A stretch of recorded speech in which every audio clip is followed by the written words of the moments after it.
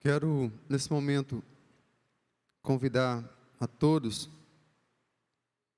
para a leitura de 3 passagens bíblicas que se encontram nos Evangelhos. Nós vamos fazer aqui uma ordem inversa da leitura desses textos bíblicos. Então, você irá para o Evangelho de Lucas, capítulo 11 e verso 17. Depois, Marcos, capítulo 3, versos 24 e 25. E, por fim, Mateus, capítulo 12, verso 25. Então, Lucas, capítulo 11, verso 17. Aqueles que encontraram, digam amém. Glória a Deus. Vamos então à leitura do texto que nos diz assim: Mas Jesus, sabendo o que passava pela mente deles, disse-lhes: Todo reino dividido contra si mesmo ficará deserto, e casa sobre casa cairá. Agora Marcos, capítulo 3, verso 24. Eu gostaria que a igreja participasse também dessa leitura, conforme a projeção que está na tela. Então vamos lá? 1, 2, 3, já.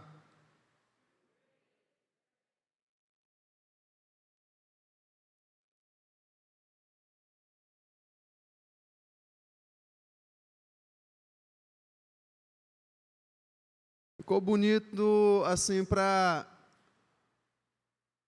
principiantes, Mas nós não somos principiantes aqui, já temos uma caminhada, então nós vamos ler novamente, tá bom? Toda a igreja em uma só voz. Vamos lá, 1, 2, 3, já. Se um reino...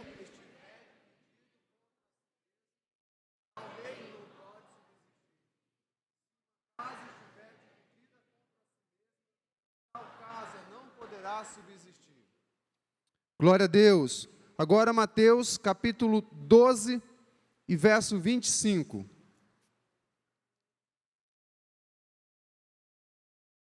Mas Jesus, sabendo o que eles pensavam, disse-lhes: Todo reino dividido contra si mesmo ficará deserto, e toda cidade ou casa dividida contra si mesma não subsistirá. O tema que Deus colocou em nosso coração para compartilhar com todos nessa noite é reino dividido. Essa é uma expressão conhecida da maioria dos cristãos, E nós encontramos, então, essa declaração nesses versos que lemos, os quais são repetidos nos 3 evangelhos, Lucas, Marcos e Mateus.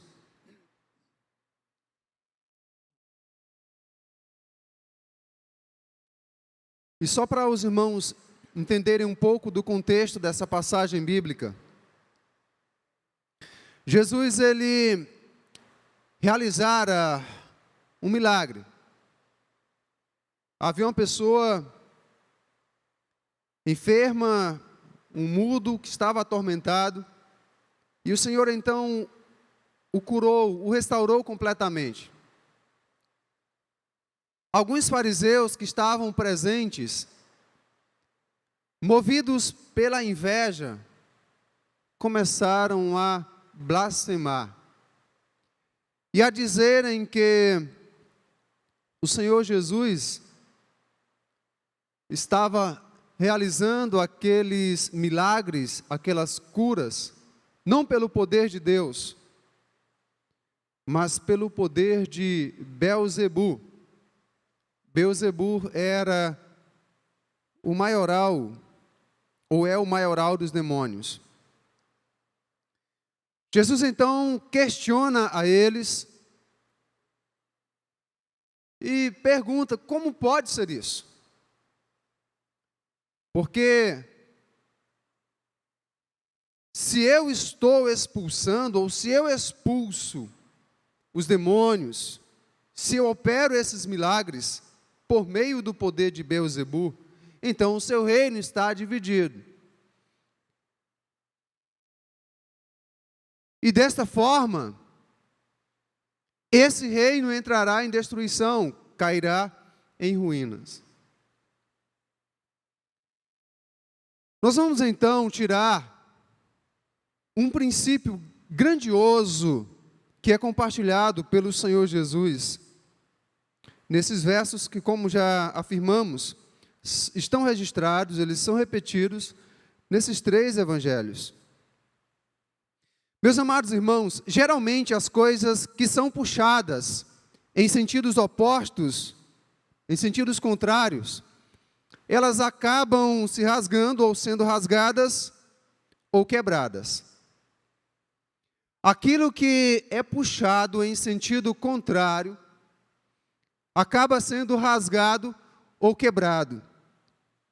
Quando se trata de coisas, os prejuízos são bem menores e às vezes são até imperceptíveis.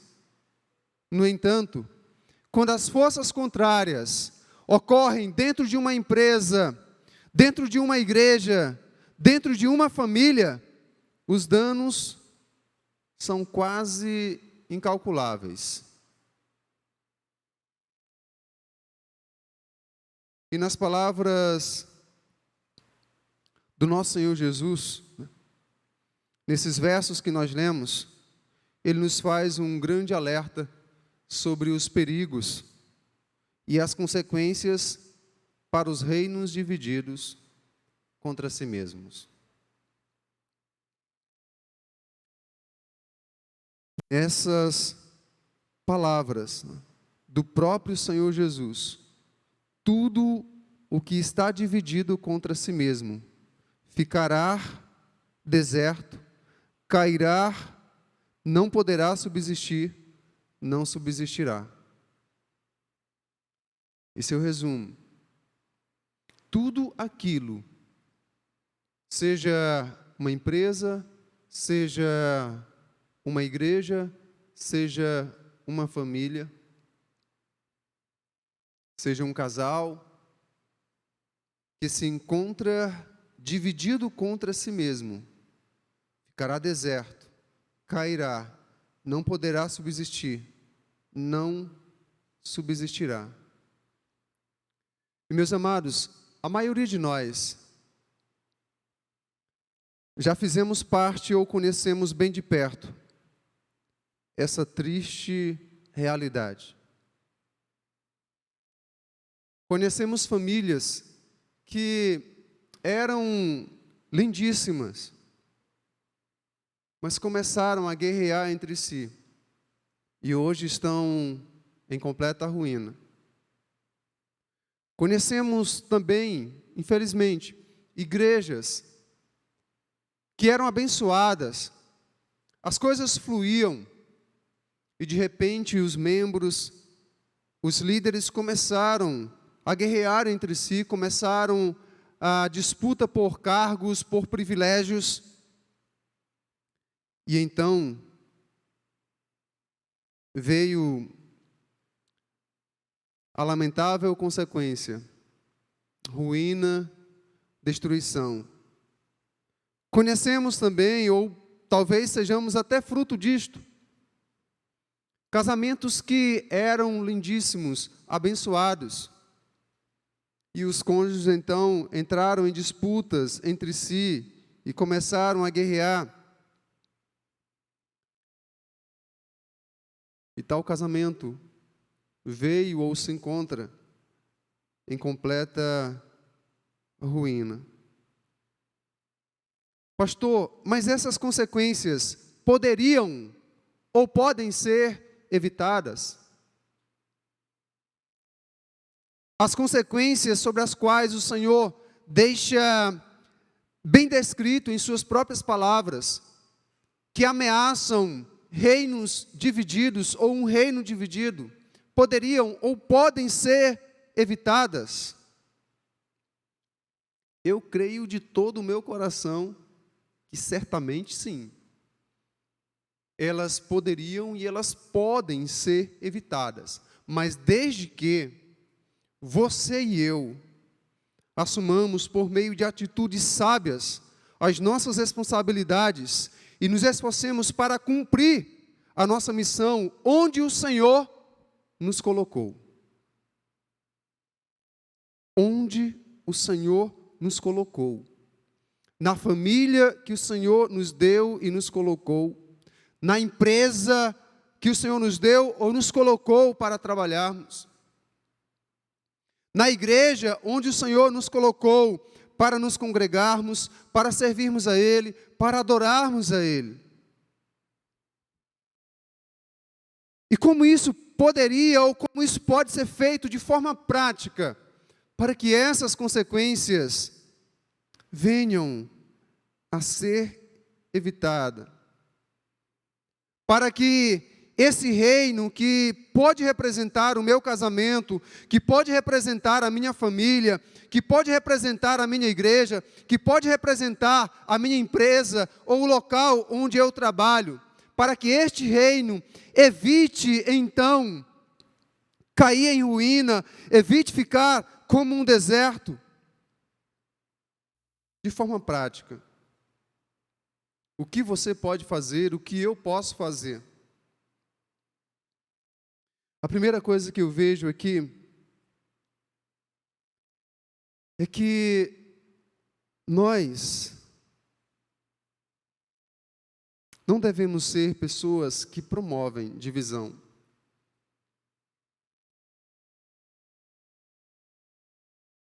Eu vou mexer aqui com os irmãos.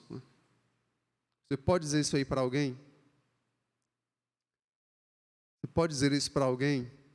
Então, Isalete, não seja uma pessoa que promova a divisão. Diga isso para alguém. Não seja uma pessoa que promova a divisão. Não fique com raiva, não. Não seja uma pessoa que promova a divisão. Nós estamos falando sobre reino dividido. Então, se nós queremos evitar as consequências que o Senhor Jesus descreveu aqui em suas palavras, que um reino dividido não subsistirá, não pode subsistir, ele cairá, ele ficará em deserto. Se nós queremos evitar essas consequências, então vamos atentar para essas atitudes práticas. Não seja uma pessoa que promove divisão.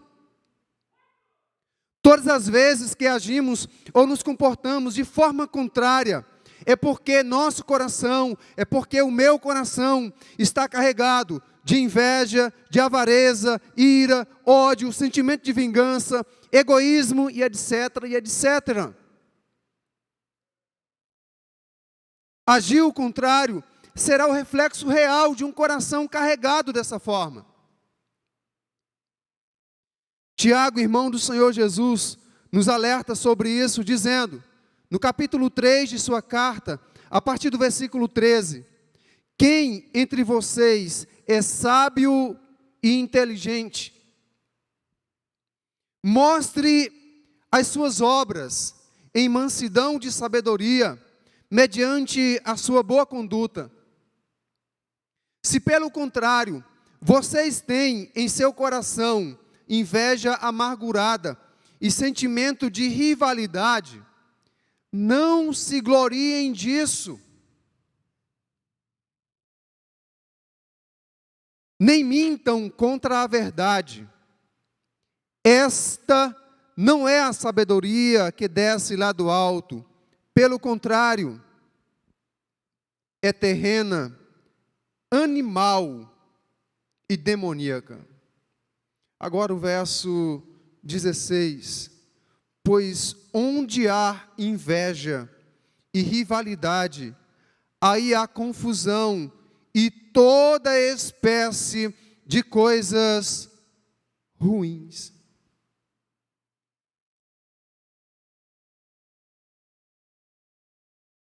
Muitas vezes, uma única pessoa que é promotora de divisão é suficiente para arruinar um casamento, para destruir uma família,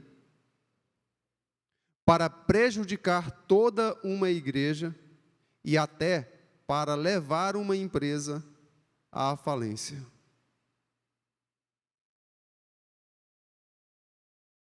Que o Senhor tenha misericórdia de mim e de você, para que não sejamos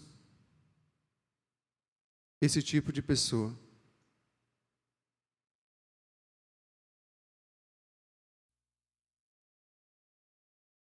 Às vezes, são irmãos que colocam uns contra os outros. Às vezes, é um filho que coloca o pai contra a mãe, ou a mãe contra o pai.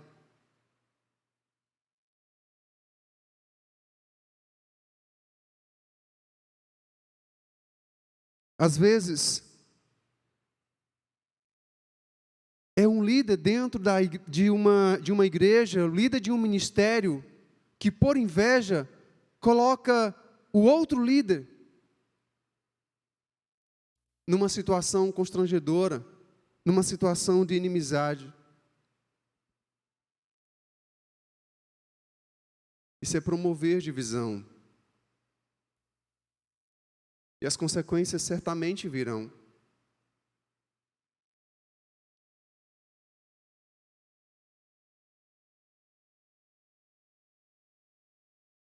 Não coloque ou não coloquemos um irmão contra o outro.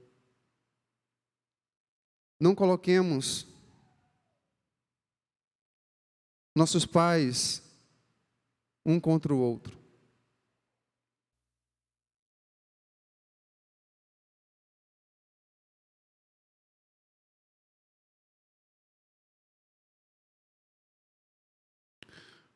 Uma vez alguém me perguntou: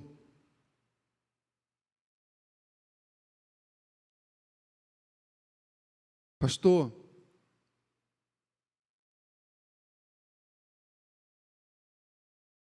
o senhor sabe ou sabia, ficou sabendo,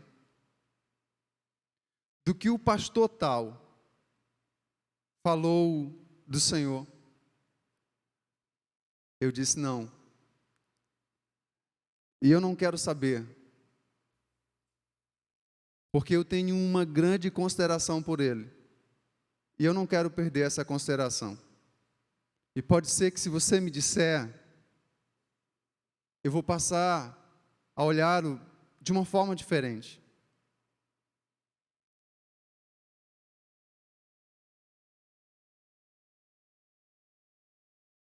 Pastor, mas o senhor não gostaria de ser avisado de circunstâncias que são desagradáveis?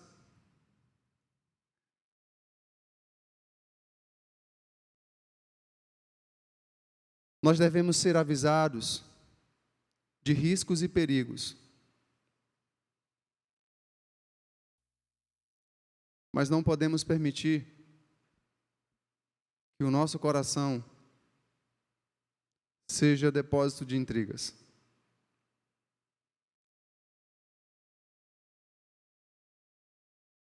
A palavra do Senhor ainda nos adverte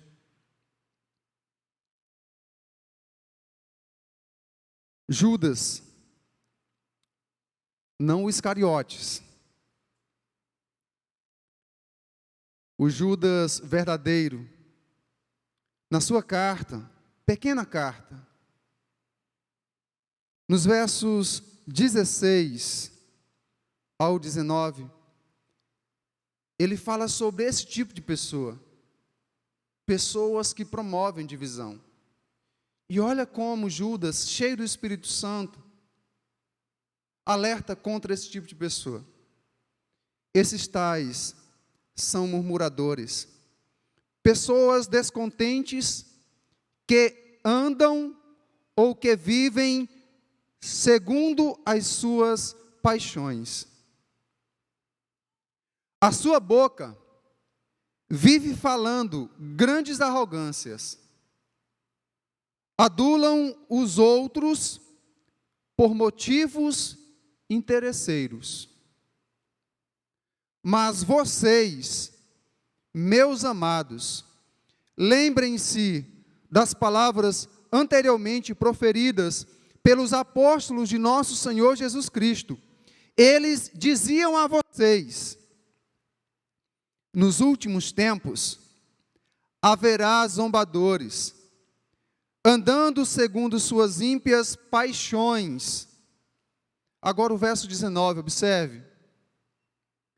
São estes os que promovem divisões, seguem os seus próprios instintos e não têm o Espírito. Alguém que promove divisões não tem o Espírito Santo habitando em sua vida.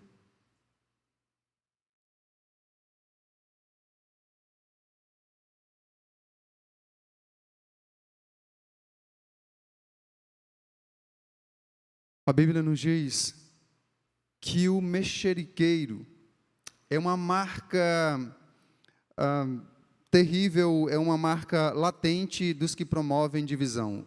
O mexeriqueiro separa até os maiores amigos. Mas a palavra do Senhor também nos alerta no livro de Provérbios que aqueles que promovem divisão entre os irmãos são abomináveis para o Senhor. São abomináveis ao Senhor.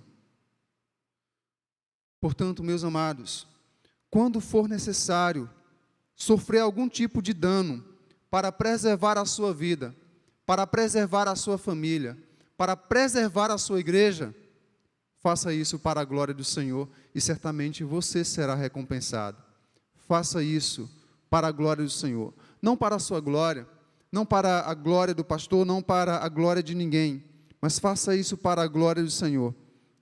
E você certamente será recompensado. Mas uma segunda atitude prática para evitarmos as consequências de um reino dividido. Seja alguém que promove a união.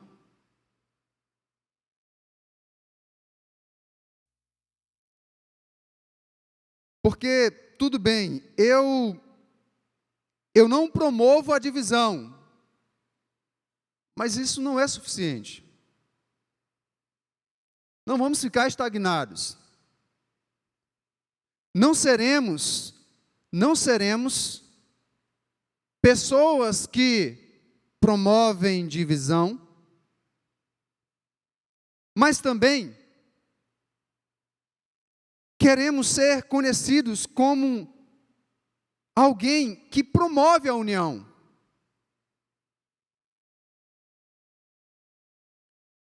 Eu costumava ouvir das pessoas mais antigas, mais idosas, especialmente lá no povoado onde eu morava, a seguinte frase, creio que você também conheça, já deve ter ouvido. Eu dou um boi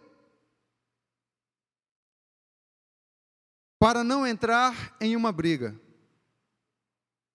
e uma boiada para não sair dela.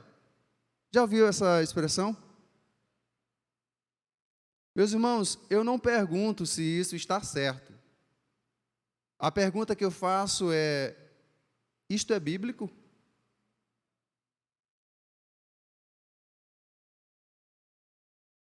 As pessoas às vezes contam isso como uma grande vantagem e acham legal.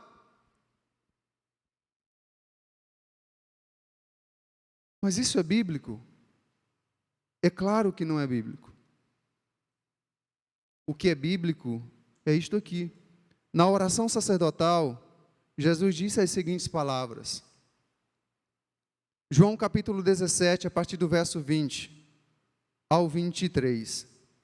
Não peço somente por estes, mas também por aqueles que vierem a crer em mim, por meio da palavra que eles falaram, a fim de que todos sejam um, e como tu, ó Pai, estás em mim, e eu em ti, também eles estejam em nós, para que o mundo creia que tu me enviaste.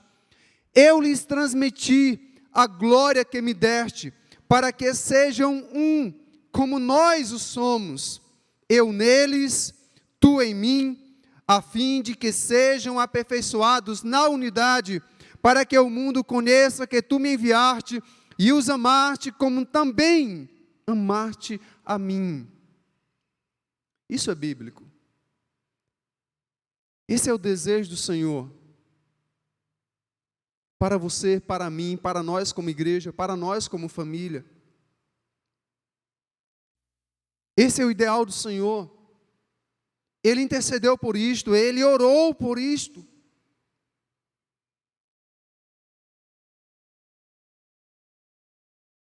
Seja alguém que promove a união. Diga para quem está perto de você. Seja alguém que promove a união. Pedro Levi, seja alguém que promove a união. O que mais as Escrituras nos ensinam? Carta aos Hebreus, capítulo 12 e verso 14. Procurem viver em paz com todos e busquem a santificação, sem a qual ninguém verá o Senhor. Romanos, capítulo 12 e verso 18. Se possível, no que for possível, no que depender de vocês, você pode completar? Vivam em paz com as pessoas que me amam, com as pessoas que me dão presentes, com as pessoas que são bonitas, com as pessoas que são cheirosas, com as pessoas que são agradáveis, com as pessoas que me elogiam, com as pessoas que me aplaudem. Vivam em paz com essas pessoas. Não? E com quem são? Será se Paulo não errou não escrevendo esse texto? Se nós cremos que a Escritura é divinamente inspirada, então ele não errou.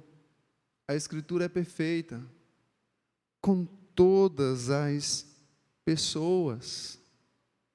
Com todas as pessoas.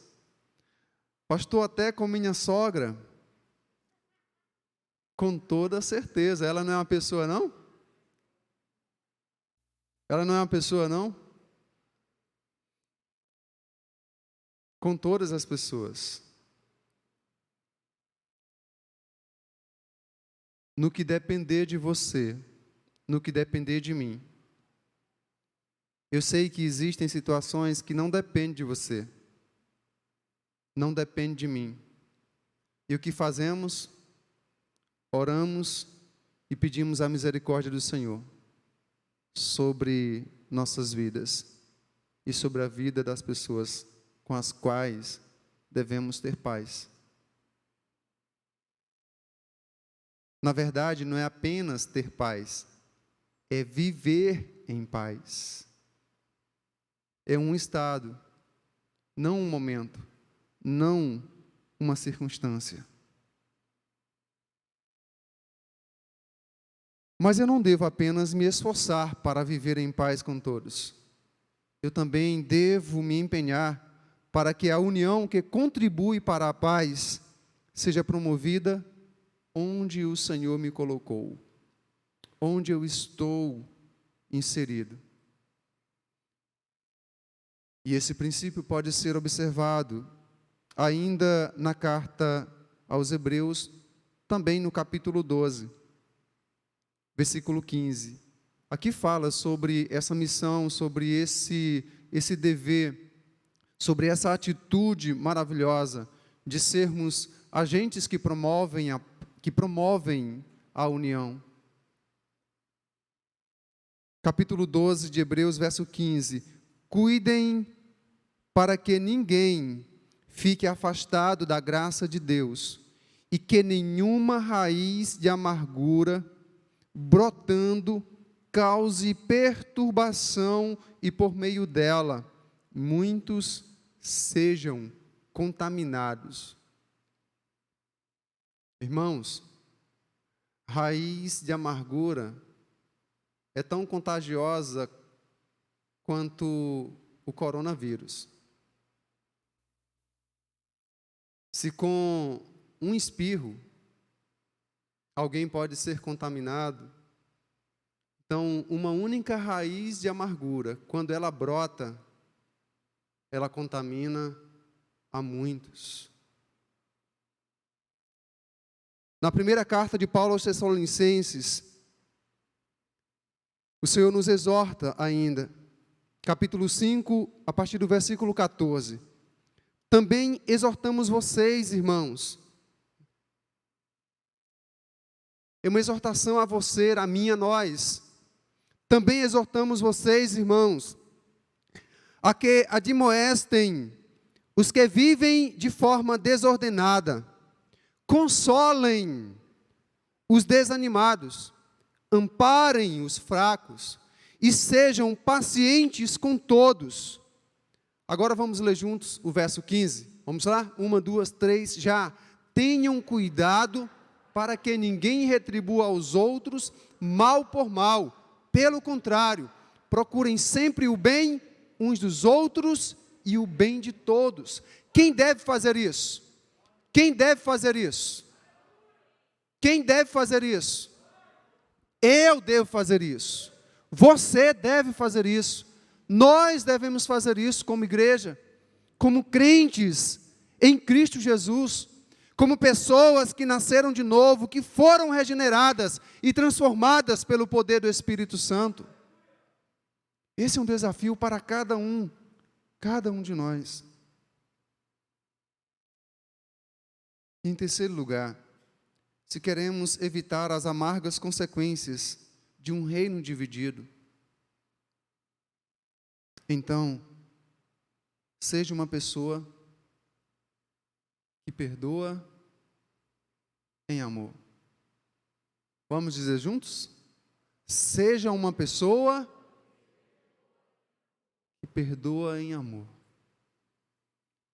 Que perdoa em amor.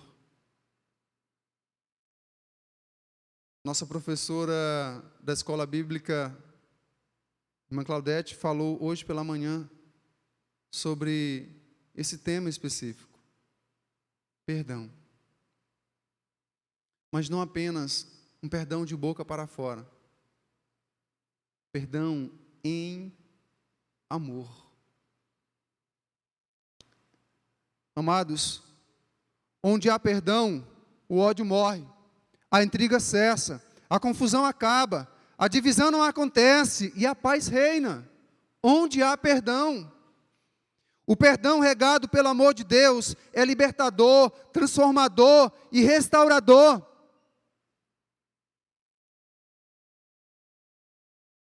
O perdão não tem preço. Guarde bem isso aí no seu coração. Guardemos bem em nosso coração. O perdão não tem preço e ninguém o merece. Por isso, precisa ser doado. Se você puder dizer isso para alguém aí, faça isso. O perdão não tem preço, ninguém o merece, por isso, precisa ser doado.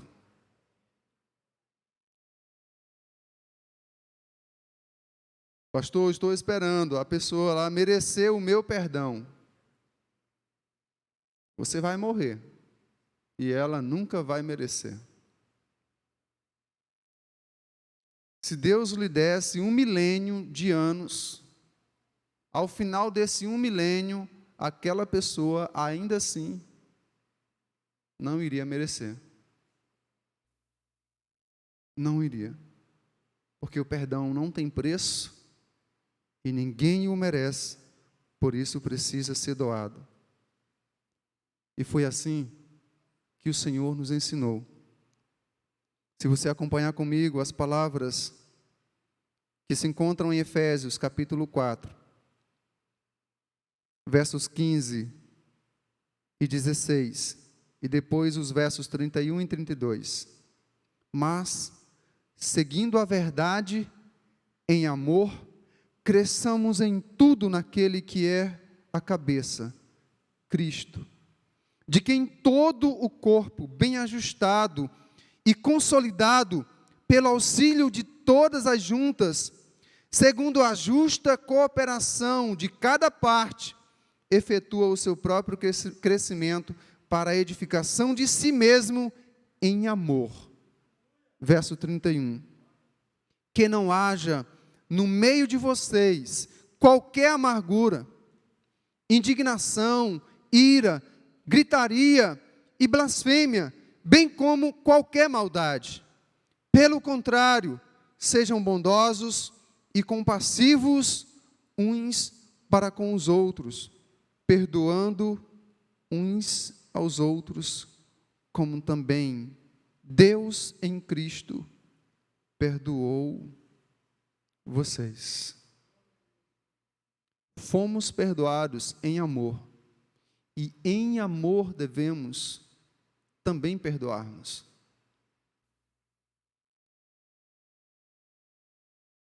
Há quanto tempo você vem arrastando a confusão na sua família? Há quanto tempo você tem sido um agente promotor de divisão? Quantas oportunidades de promover a união e a conciliação entre pessoas você e eu temos perdido?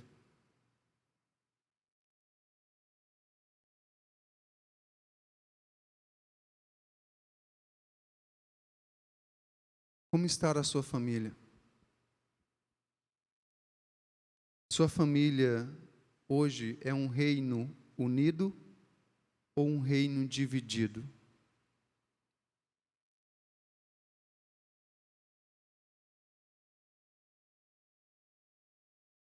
Se você fizesse agora uma autoanálise e pudesse então refletir, ao olhar as suas atitudes no dia a dia,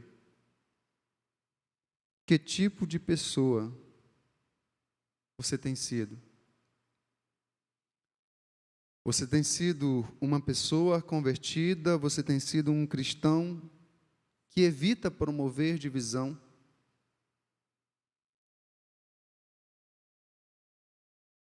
Você tem sido uma pessoa que se empenha em promover a união onde você está inserido, onde você foi colocado? Você tem exercido o perdão em amor?